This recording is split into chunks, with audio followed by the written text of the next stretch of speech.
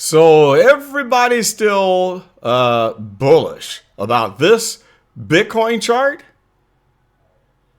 I don't trust that one little bit. Here's why.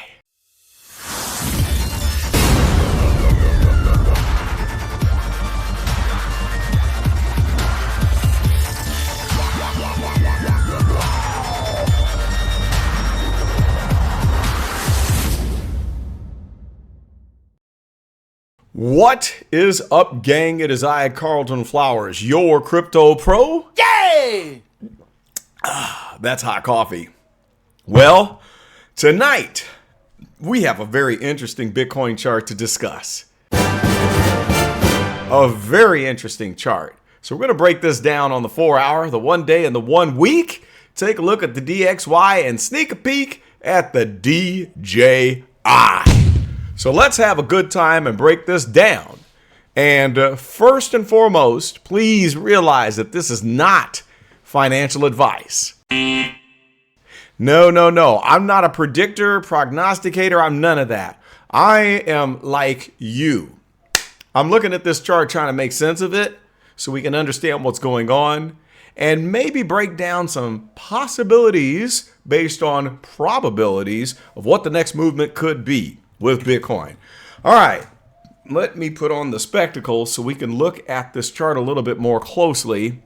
We're on the 4 hour here, and what weird action we have. Isn't that an interesting formation? So we broke out of that bear flag, the micro bear flag, and now we seem to be side banding again. Now, where are we going from here? Well, this chart looks kind of bullish-ish. There's a few good things and some very not so good things, and I'll kind of hopefully be able to give you a good understanding of why I don't trust this chart by the time we're done. Let's explode up this MACD real quick. Now, first and foremost, we're starting out with the weird action right here, and that is white. So let's change the color. Here we go. With this weird action, after the big plummet, we had a brief period of side banding followed by a miniature pump. And where did we find rejection? Yep, you guessed it. At the red dash line. All right, so the red dash line has rejected 1, 2, 3, 4, 5, 6, 7, and 8. We're on the 8th candle on the 4 hour chart where the Bitcoin price can't get above the red dash line. While at the same time, we have this incredibly bullish stochastic with a divergence of the blue line that is running away from the orange line. So you might be saying, Carlton, this doesn't make sense. How could we have a very bullish stochastic with an obvious divergence of the blue line and the red line? The price is bumping its head upstairs as we get pounded at the red dash line.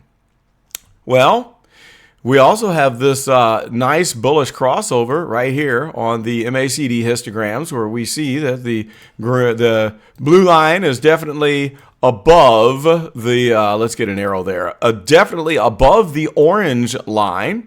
And we have this nice dark green bars on the histogram.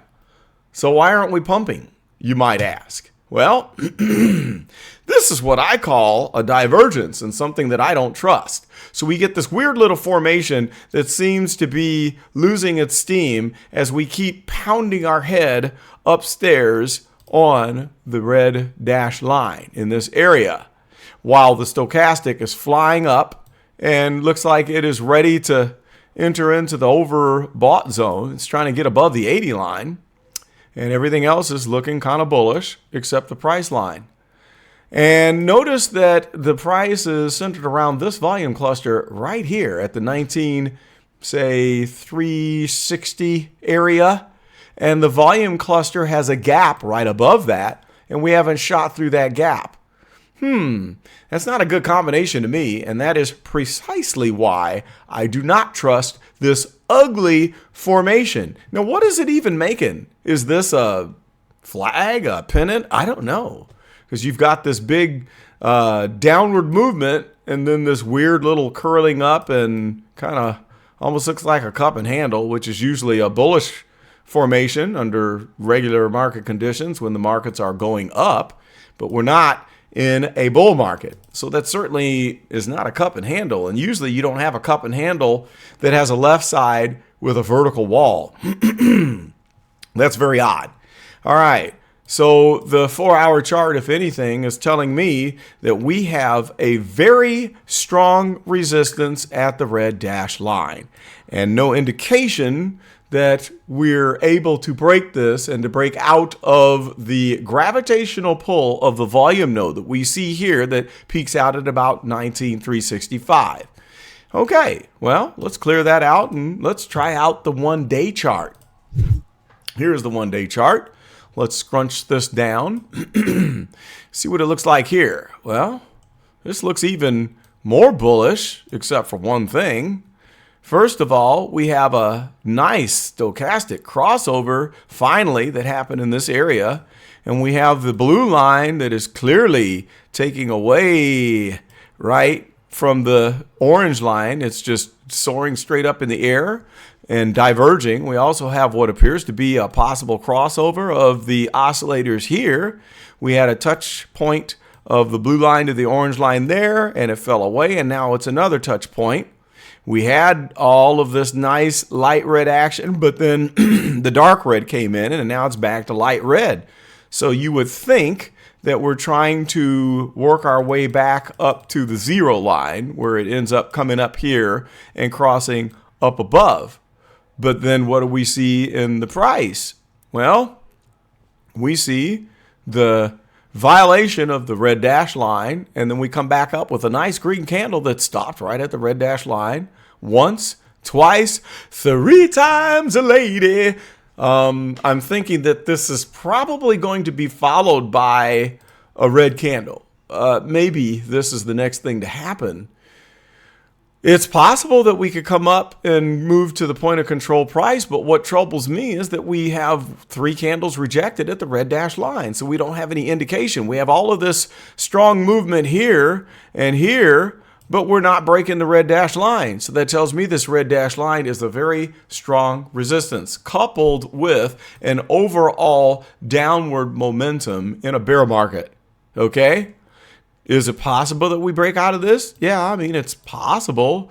If we can get above the red dash line, then we could possibly move to the point of control price, the volume node cluster at 21,500, or even maybe make a run for this volume node here. This seems to be at a price of 23,000, or even running all the way upstairs to the purple dash line that is at just above or just below 24,000.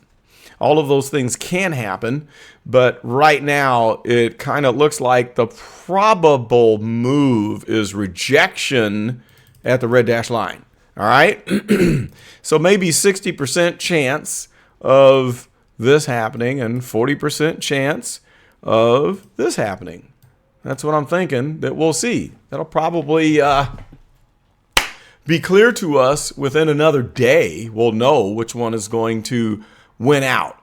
All right, now let's jump to the 1 week chart and see if it looks any different.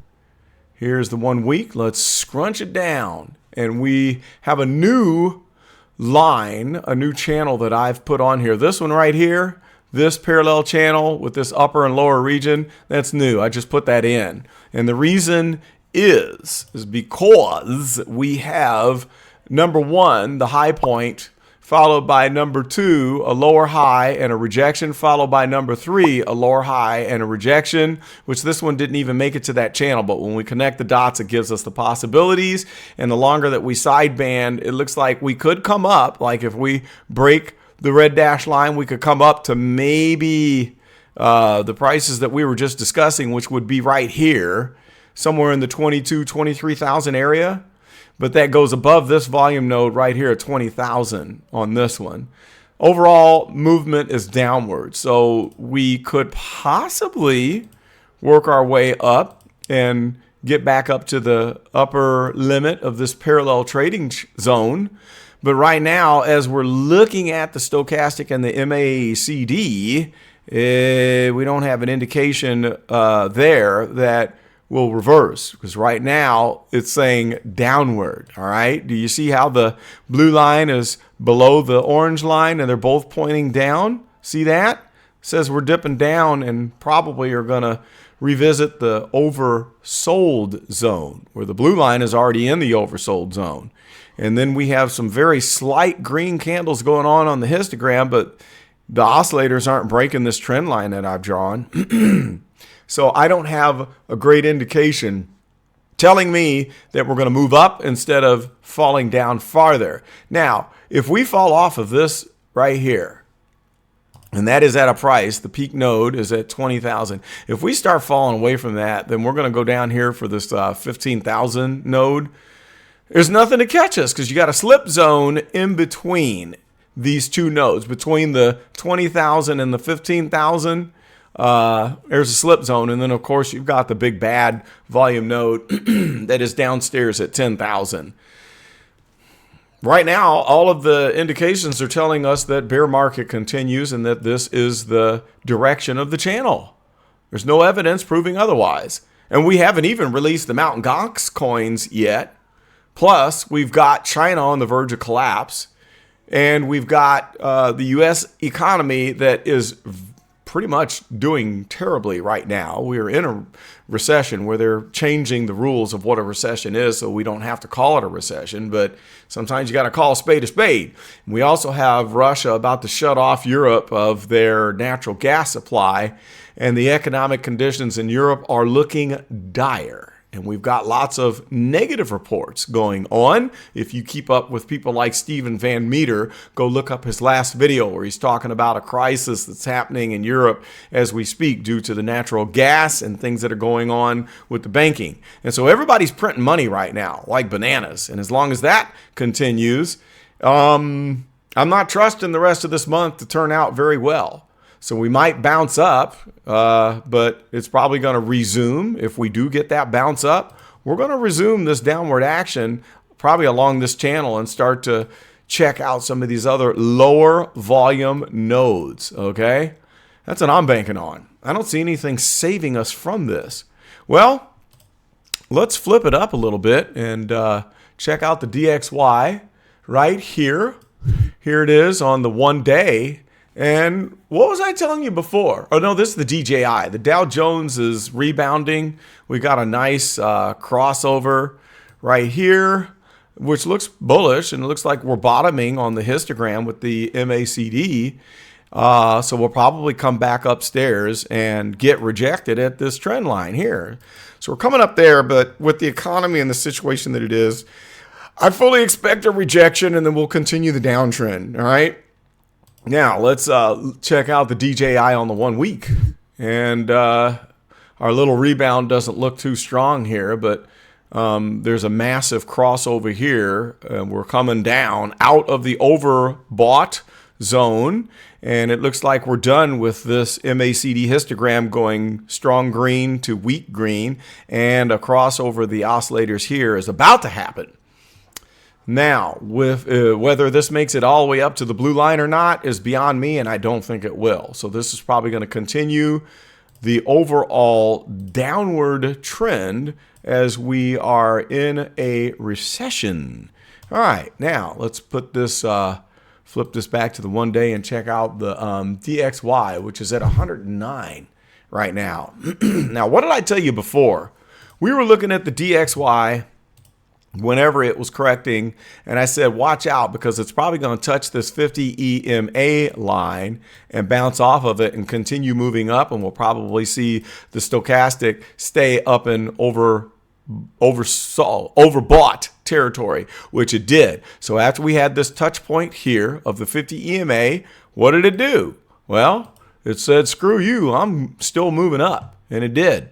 Now look at the stochastic right here, okay? We are dipping down here into the neutral territory where we finally had a crossover here. We have a crossover about to happen here. We're about to go into the negative histogram here. And this is the time that Bitcoin is supposed to fly.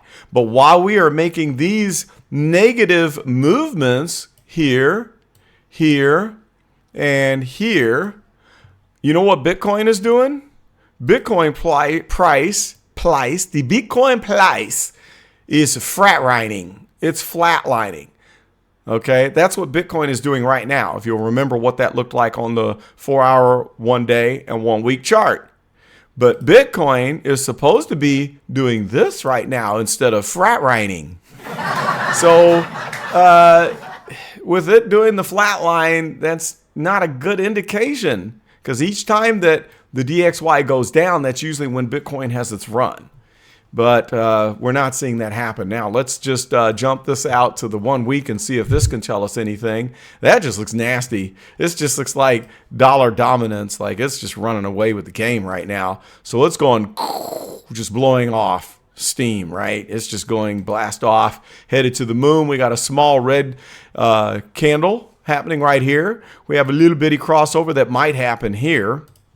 Let's look what the MACD is doing. Let's zoom it down. MACD is just on a romp, and it doesn't look like it wants to come down. Look at how long this romp is going on. And we see that each time the blue line tries to cross over and go bearish, it glances off and moves up. Look at all these times that, you know, it just keeps bouncing off of that line and going away from the orange. And how many sections of positive histogram do we have? Green. We only had 2 sections of red. It touched there for 1 bar, and we had 2 or 3 here, and then it goes back green. We keep moving up, and we're staying up here in this overbought zone. Let's make that green too. Here we go. So we're green all the way throughout here. We keep bouncing back up into the overbought zone, and the overall movement is strong and doing this. This is strong and doing that, and we keep printing green down here on the histogram. So the DXY trend is not done. It's not telling me anything that would indicate that this romp is over. And as we also know, we are just flying high above the orange 50 EMA line and flying high above the blue 200 EMA line on the 1 week, with an absolutely bullish crossover happening here. You see that crossover there? We're still reaping the benefits of the 50 EMA tearing off above that 200 EMA line that confirms this entire bullish movement. So there you have it, guys. I don't know what's up with all these people on the YouTubes that keep on saying, we just had a signal flash that we haven't seen in 900 years, and it's a bullish signal, and we're about to blast off to the moon. I don't understand it. I really don't. I tell you what, 9 times out of 10, they're wrong. And there's maybe 1 or 2 people that is really telling it like it is. I just saw the recent video by cryptocurrencies, and he was kind of saying we might have a small rebound, but we're probably going to plunge. Even Chico Crypto is talking about a plunge. We've got, what's his name, Garrison, what's his face, talking about maybe 10 to 11,000 with a possibility. He's even saying it's in the cards that we could break 10,000. It might not happen, but with him saying that it's possible, that's very bearish. So I know better. I'm not listening to any of these people. I am banking on the fact that we've got a lot more correction to go, and it could be months before this market turns around. So that is all. That's what I think. What do you think? Please let me know in the comments. And I would love it if you would like, comment, and subscribe to the Crypto Pro channel. And if you would like to help to defray the cost of me producing these videos, you may do so with a super thanks. I would appreciate your help.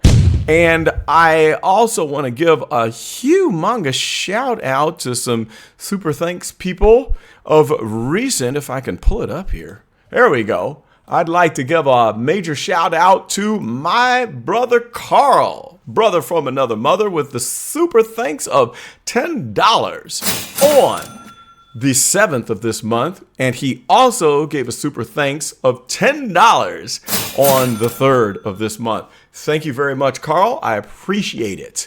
And stay tuned, because I'm going to give some previews of the member channel, the member content coming up. I'll throw some opinion up without any editing and break down some serious details and give you some insights. So look forward to that. We'll do some free content for the next week or two, and then we'll launch that member channel. That's all I got for now, guys. I'm glad you're here. Glad to have you. But this is Carlton, and I am out.